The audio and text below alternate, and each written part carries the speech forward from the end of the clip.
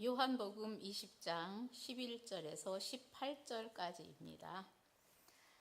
마리아는 무덤 밖에 서서 울고 있더니 울면서 구부려 무덤 안을 들여다보니 흰옷 입은 두 천사가 예수의 시체 뉘었던 곳에 하나는 머리편에 하나는 발편에 앉았더라. 천사들이 이르되 여자여 어찌하여 우느냐? 이르되 사람들이 내 주님을 옮겨다가 어디 두었는지 내가 알지 못함이니이다. 이 말을 하고 뒤로 돌이켜 예수께서 서 계신 것을 보았으나 예수인 줄을 알지 못하더라. 예수께서 이르시되 여자여 어찌하여 울며 누구를 찾느냐 하시니 마리아는 그가 동산지기인 줄 알고 이르되 주여 당신이 옮겼거든 어디 두었는지 내게 이르소서. 그리하면 내가 가져가리이다. 예수께서 마리아야 하시거늘 마리아가 돌이켜 히브리 말로 라보니 하니 이는 선생님이라는 말이라. 예수께서 이르시되 나를 붙들지 말라. 내가 아직 아버지께로 올라가지 아니하였노라. 너는 내 형제들에게 가서 이르되 내가 내 아버지 곧 너희 아버지 내 하나님 곧 너희 하나님께로 올라간다 하라 하시니 막달라 마리아가 가서 제자들에게 내가 주를 보았다 하고 또 주께서 자기에게 이렇게 말씀하셨다 이르니라. 아멘.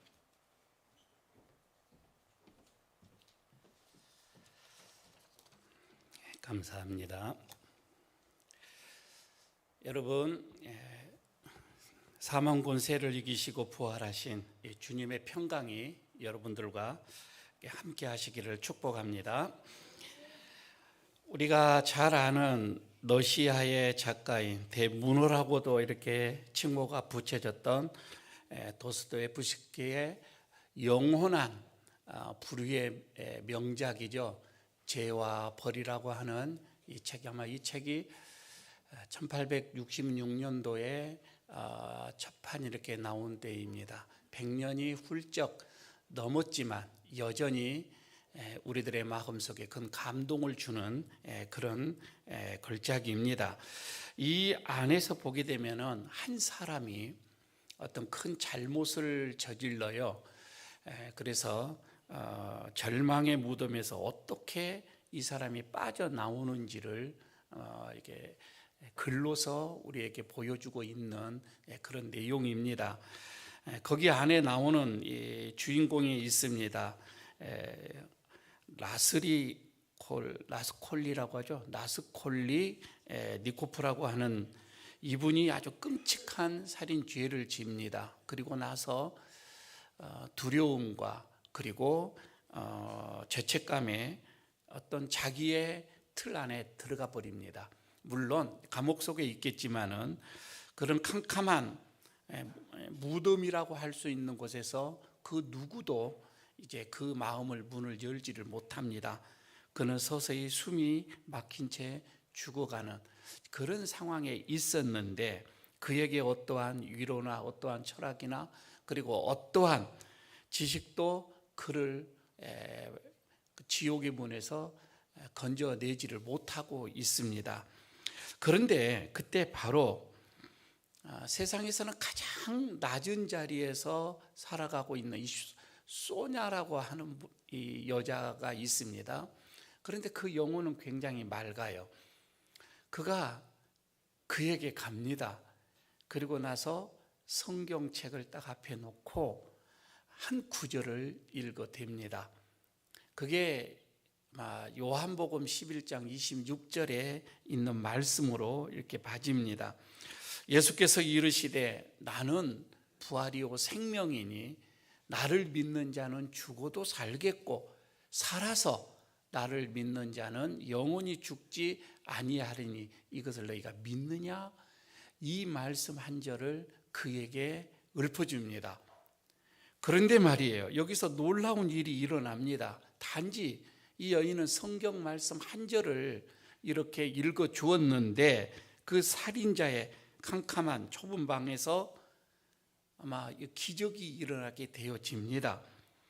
그 어떤 보면 누구에게도 마음을 열어주지 않았던 이 사람, 니콜라스 이 니코프라고 하는 이 가슴을 그냥 열어젖힙니다.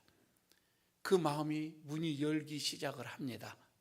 그리고 나서 그가 십자가 앞에 엎드립니다. 그리고는 전혀 새로운 사람으로 거듭나게 되어지는, 아마 그게 이제 이 죄와 벌이라고 하는 안에 있는 내용입니다. 여러분, 이것을 보게 되면 인생을 살리는 데에는 무슨 거창한 어떤 이런 논리가 아니에요. 그냥 영혼 밑바닥을 울리는 생명의 말씀 그 한 절 말입니다. 결정적인 사랑의 사건 이 하나, 이것이 사람을 움직이고 사람을 살리더라, 이런 말씀입니다. 오늘 우리가 맞이하는 부활절이 바로 그것입니다. 하나님께서는 죄와 사망의 이 감옥, 죄와 죽음의 이 감옥에 갇혀있던 우리 인류, 우리 사람들에게 던져지는 어떤 결정적인 이 말씀 하나예요. 모두가 다 죄 속에 살아가고 있고 그 어둠 속에 지옥으로 가는 그런 우리의 절망적인 우리 인간들에게 이렇게 외칩니다. 죽음은 끝이 아니다. 우리는 죽으면 모든 것이 끝난다라고 생각을 하는데, 그러나 주님은, 하나님은 말씀합니다. 죽음은 끝이 아니다. 내가 내 아들의 피로 너희를 다시 살렸다, 이렇게 말씀을 하고 있습니다. 오늘 이 본문 속에서도 절망의 무덤 앞에서 울고 있는 한 여인, 막달라 마리아. 어떻게 보게 되면은 그녀는 세상이 다 무너졌습니다. 그 절망의 한복판에서 하나님께서는 말씀을 하죠. 새로운 희년의 역사를 선포하고 있는 거예요. 오늘 세 가지로 말씀합니다.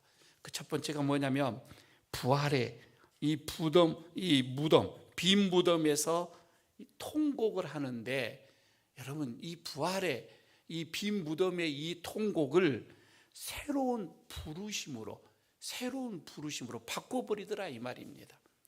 우리는 거기서 통곡을 하는데 아니에요. 하나님은 그것을 우리를 부르심으로 바꿔요. 오늘 본문에서 11절에 그렇게 나옵니다. 마리아는 무덤 밖에 서서 울고 있더니, 무덤 밖에서 울고 있었다. 그리고 울면서 구부려 무덤 안을 들여다봤다, 이렇게 말씀을 하고 있지요. 그런데요, 이 울다라고 하는 이 말씀, 우리가 초상집에 가서도 우는 모습들을 봅니다. 여러분, 우리가 산소에서도 우는 모습을 봅니다. 그런데 여기서 울다라고 하는 말이에요. 이 클라이오라고 하는데, 이 울다라고 하는 단지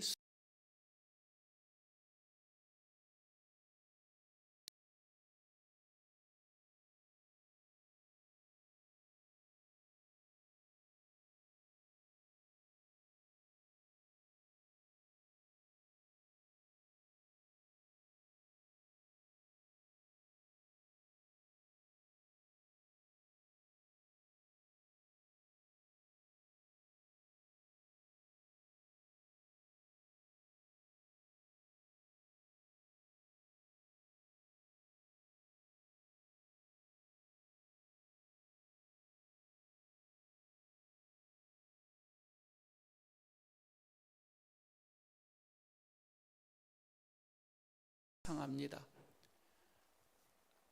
가만히 한번 생각해 보시기 바랍니다.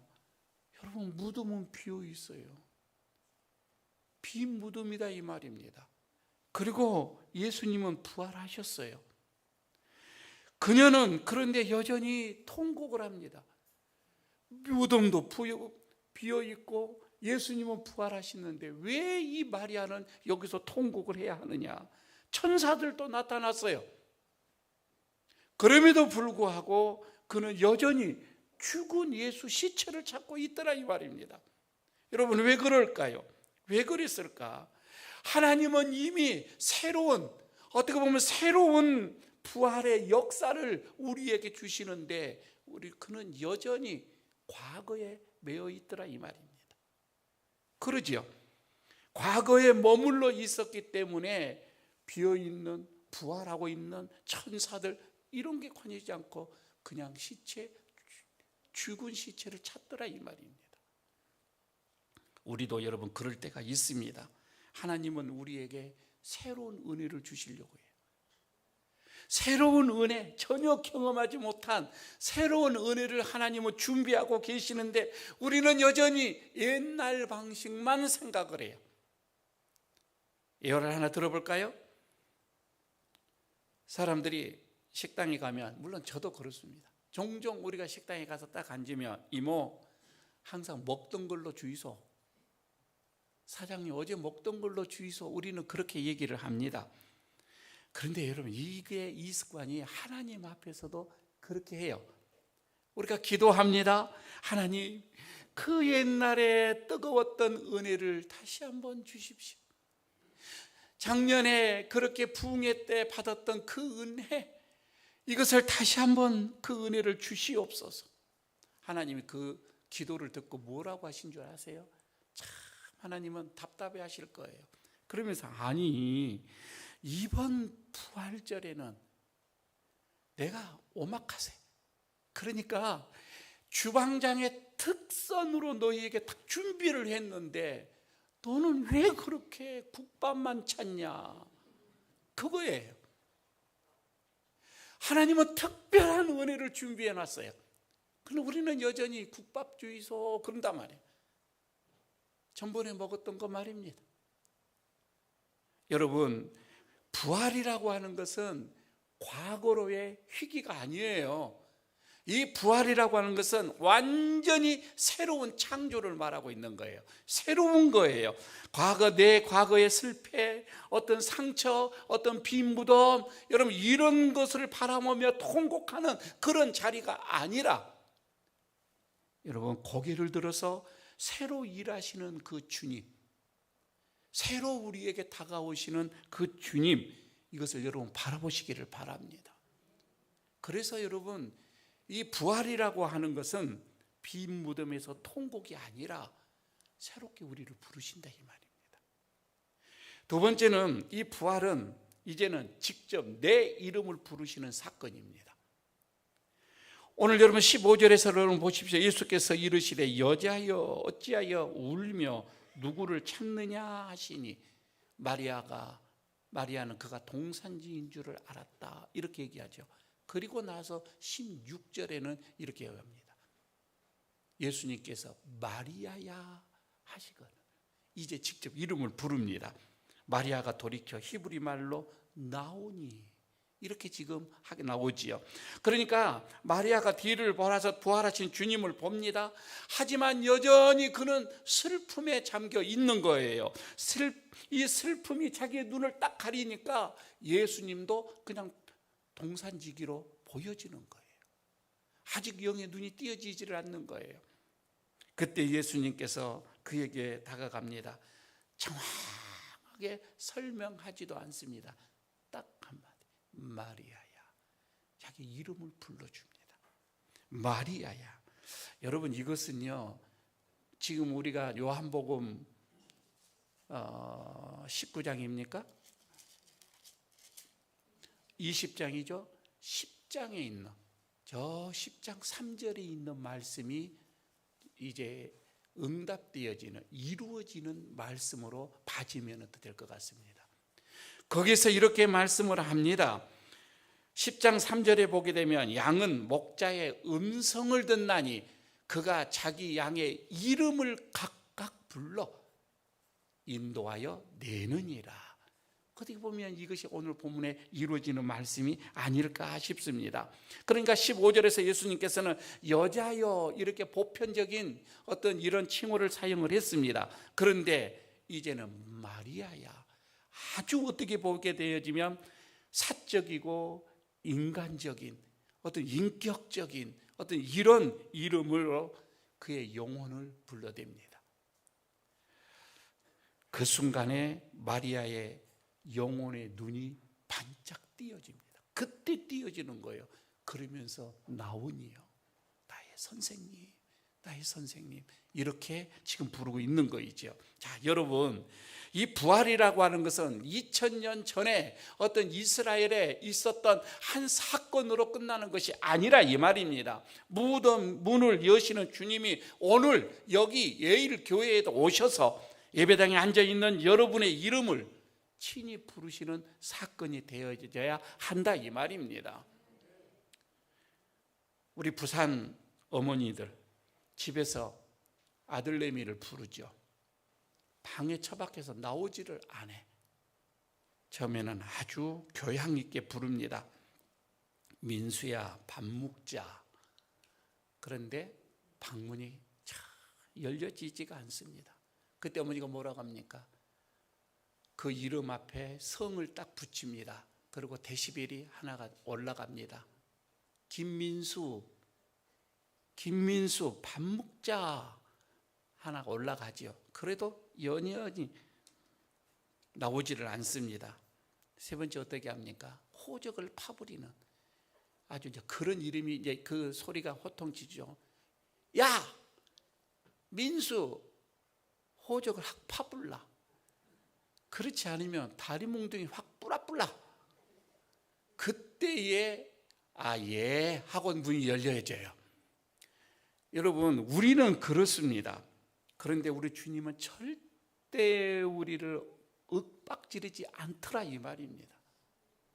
주님은 그렇게 하지 않습니다. 내가 죄책감에 시달리고 인생의 어떤 짐에 눌려서 내가 좌절하고 절망하고 슬퍼하고 빈 무덤 앞에서 내가 통곡을 하고 있는 그때에도 우리 주님 큰 소리 하지 않습니다. 아무개야, 많이 힘들지? 내가 너를 위해서 다시 살아났다. 이렇게 말씀을 하십니다. 이 다정한 부르심이 오늘 여러분의 이름을 부르기를 바라겠습니다. 하나 더 봅시다. 부활은 이제는 은혜를 내가 여기 소유한다.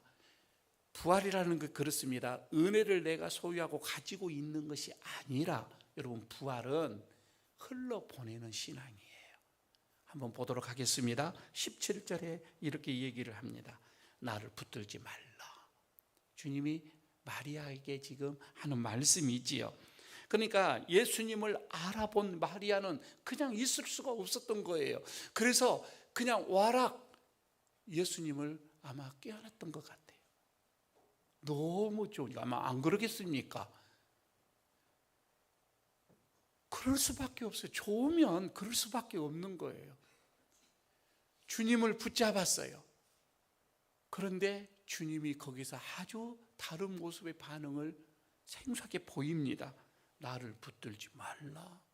이렇게 말씀을 하죠. 나를 붙들지 말라. 그래서 여기서 주님이 왜 그랬을까?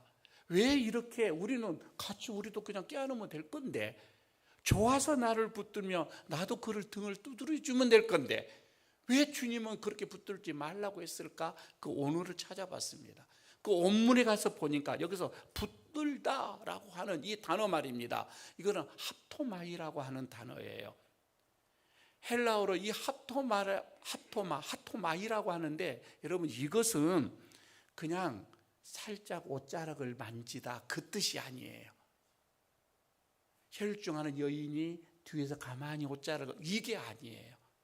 이 말이 아니라 이거는 절대 놓아주지 않을 거라고 하는, 다시는 내가 놓치지 않을 거라고 하는 악착같이 매달리는 것을 말하고 있는 겁니다. 이게 집착이에요.